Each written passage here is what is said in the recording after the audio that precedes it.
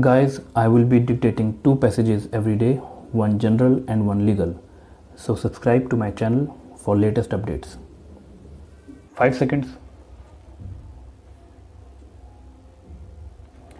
Mr. Chairman, sir, I am of the opinion that even those educational institutions which are particularly meant for the minority community should be instructed to give admission to every citizen of India irrespective of his caste and creed. The previous government adopted the policy of restricting the admission in such educational institutions to students belonging to the majority community only with the selfish motive of appeasing the minorities and safeguarding their own political interest. My submission is that the injustice in the name of caste and creed should not be done in the temples of education. Para, Mr. Chairman, sir, a number of educational institutions in our country are being run by Christian missionaries. In the name of English, these institutions, be it convent, St. Paul or St. John's, they are spreading the teachings of Christianity only. This should be stopped. Education in these schools should be in accordance with our education policy. They are sowing the seeds of Fissiparous tendencies in them from the very childhood and creating problems like those in Nagaland and Mizoram. This should be stopped forthwith.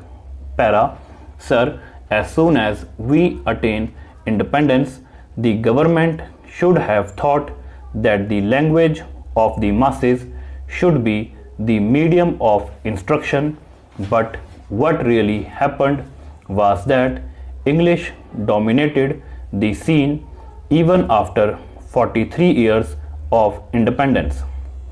I am not against the idea of making regional languages of different states the medium of instruction in the respective states, but so far as the question of strengthening and integrity and unifying the nation on the whole is concerned, the official language Hindi can only do it, and therefore it should be given a proper place. It is unfortunate that even today use of English is compulsory for entrance exams of IIT and research and PhD documents. Why it is that the thesis papers cannot be submitted in Hindi and people are forced to stage protest for their demand of giving Hindi its due. Para, I fully respect the feelings and sentiments of Tamil or Malayalam speaking people. If they want their mother tongue to flourish, one can understand. We also want all the regional languages should flourish and progress, but so far as unifying the entire country from Kashmir to Kanyakumari and Gujarat to Nagaland is concerned, only Hindi can do it, and therefore it has to be given its due.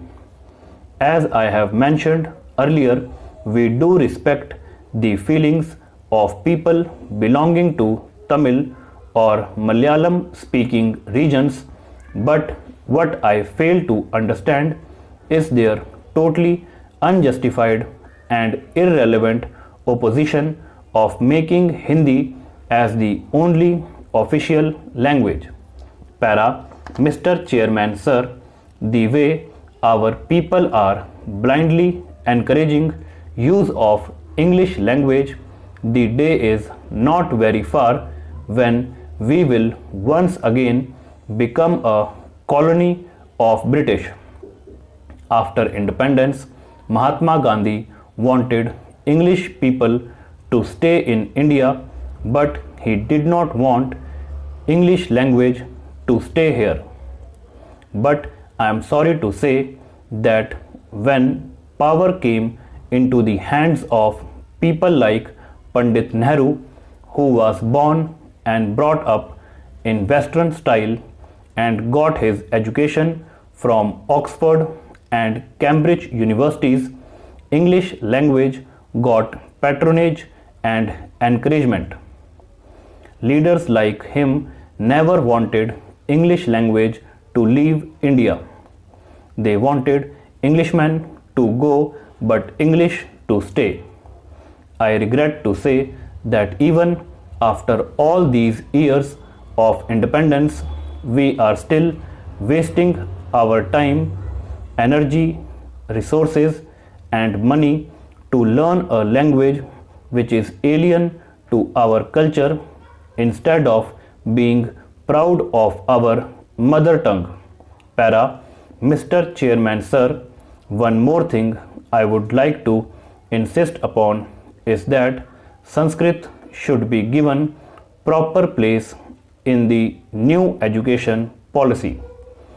I would like to invite the kind attention of the Honorable Minister to the fact that Sanskrit is not only the oldest language and mother of all other Indian languages but also the symbol of our religion and culture, but even then it is being neglected.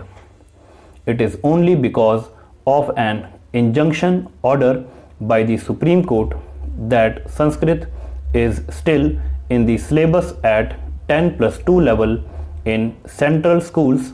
Otherwise, this would have been removed long ago. I request the Honorable Minister to think upon this matter seriously.